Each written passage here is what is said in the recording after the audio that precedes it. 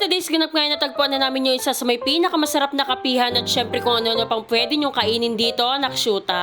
At talaga naman pasok sa budget at syempre mabubusog ka pa. Kung kapihan at kung ano-ano pang pagkain na pwede, ay talaga naman dito nyo lang din talaga matatagpuan. Kaya naman ngayong 2024, hindi kami nagpahuli. Dito lang naman to sa may Centro East Santiago City at ito nga ang kanilang main branch. At kung malayluyo ka naman sa Kabiasnan, meron din naman silang second branch na Tagpuan Cafe sa may Diversion Road. Sa mismong LTO lang yon mga bes. Kaya naman samahin na kaming kumain dito at kung ano na pang pwedeng gawin. At pagpasok ko nga, nandito na rin si Vavalu at syempre si Ace the Porky.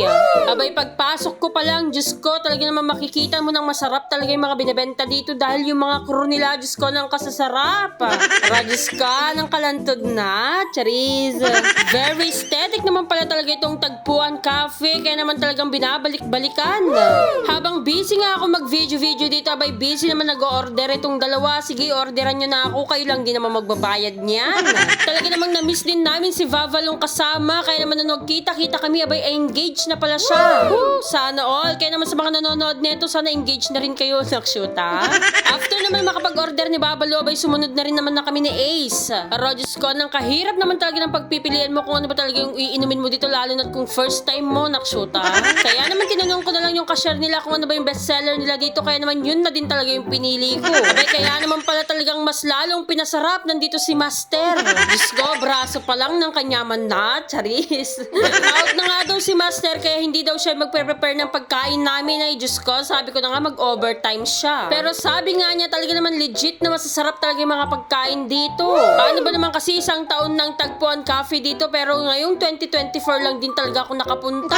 Sa hirap ba naman talaga ng buhay, Diyos ko, kape nga lang hindi ko na mabili. Ito pa kaya? At buti na nga lang talaga nagtawag si Babalu. Diyos ko, talaga naman, first time ko na, libre pa. Loko, saan ka pa? Abay, tuwang-tuwa nga ako sa kapeng in-order ko. Diyos ko, panigurado hindi ako makakatulog neto. White macadamia nga yung in-order ko dito. Talaga naman napakasarap, hindi ako nagsisi. Buti na lang si ating kahera yung namili. Ayoko nga sanang halu-haluin tong kape ko dahil masisira yung design niya, pero kailangan ko. Dahil kating-kating na nga akong tikman yung kaping yun.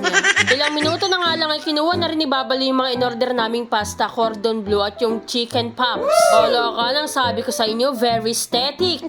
Sharing is caring na nga lang din kaming tatlo dyan, kaya naman iba-iba na lang din yung kinuha naming mga pagkain. At dito na nga lang din talaga kami sumalampak dito sa may baba dahil nga hindi naman kami magkasya at hiwa-hiwala yung mesa dun sa taas.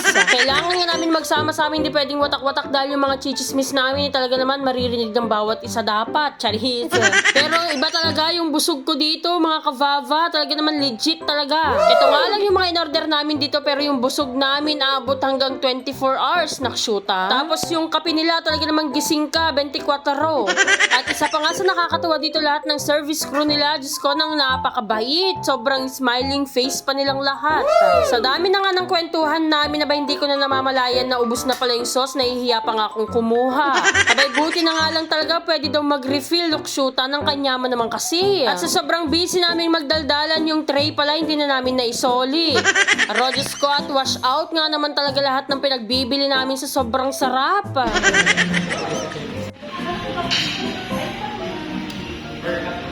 Alang ganda.